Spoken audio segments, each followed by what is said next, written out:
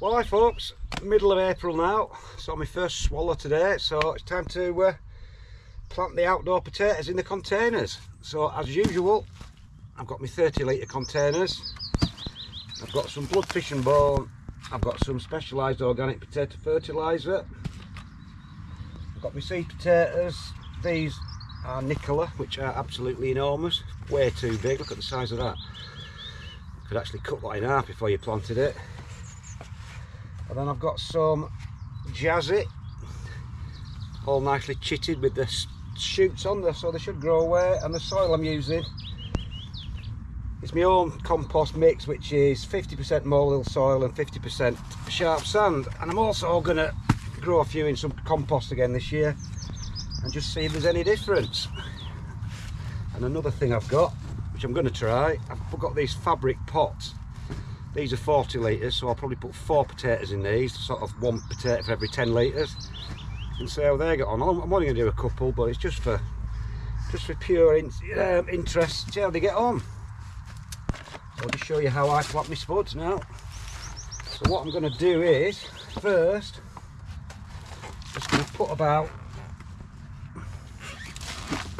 2 or 3 inches of the soil in the pot. Like so. Just going to get myself a little handful of blood fish and bone, little handful of this potato fertilizer. Oh, that stinks. Give it a mix in. Like I said, for early potatoes, what I like to do is my rule of thumb is 1 potato for every 10 litres, so these are 30 litre pots, so 3 potatoes. So I'm going to put these in. These are the Jazzy. Put them with the sprouts facing upwards. Just pushing them into the soil, so they're about 2 inches from the bottom. You probably can't see, they've fallen over. But I'll just push them in like that, equally spaced, and then we'll get a load more compost in. I'm going to probably fill these pots almost to the top like I used to do, because last year I didn't, so I'm going to try it this way. So again, I'm just going to chuck loads of compost, loads of soil in. Probably do it in 2 parts.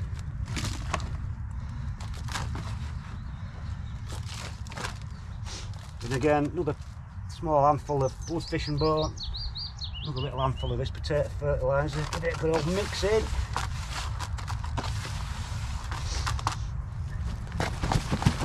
And then we'll just tip the rest of this in.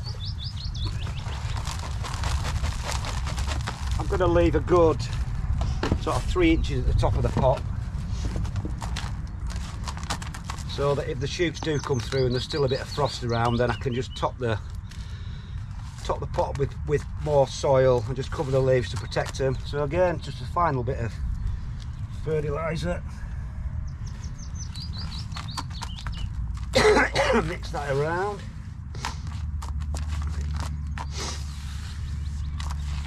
And that's that really. So that's one done. We'll do one of these Nicola. So I've got a bit of soil in the bottom of this. We'll just do the same thing. Bit of that.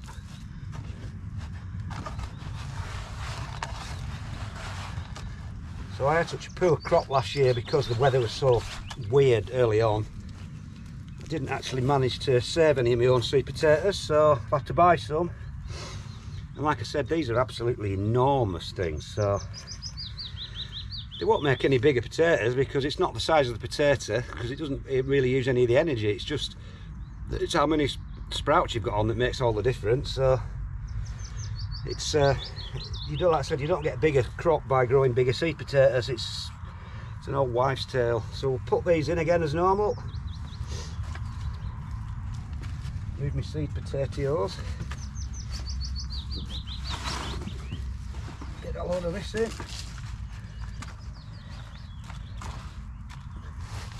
So yeah, I am going to grow some in some shop bought compost again this year and see how they fare. It didn't actually grow stuff as well as this compost of mine, that this homemade sort of growing soil that I've made. So, but we'll just see anyway.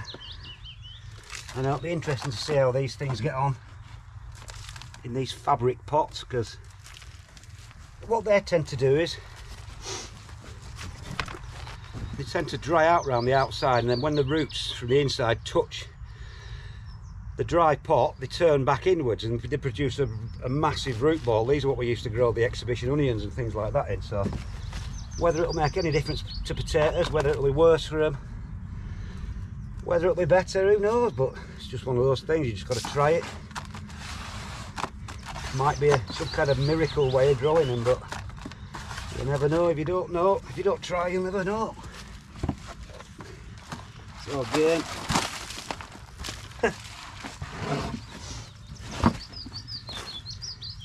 just break this up a bit.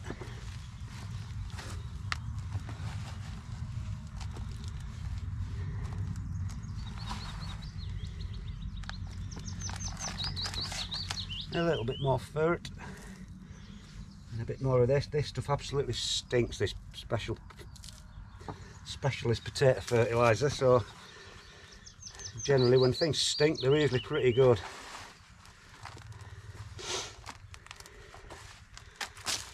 So that's that done. We'll get them all done. I'm growing some blue Danube, but I'm not planting those yet because I need to get some more compost sorted. So I'll be growing the main crop, blue Danube, just for Christmas potatoes. They're a purple variety, and I'm going to probably grow 4 pots of each of these earlies, the Jazzy and the Nicola. So we'll get on and get them all finished. Well, hi folks, that's 7 pots done now. I only managed to get 3 pots of the Nicola out because the seed potatoes were that big. They're only 10 in a pack, so that's it. So there's 2 done in those fabric pots. I've just got my Sarpo blue Danube to do now. I've there at home still, so I'll get those done. I'm only doing 3 pots of those, and then I'm going to try a couple of pots of normal compost, and then that should be it. So that'll be about 12 pots in all, so that'll do for me for this year. Just hope they end up a bit better than last year. Just finish on a bit of a nice note. Just over the wall, some new arrivals.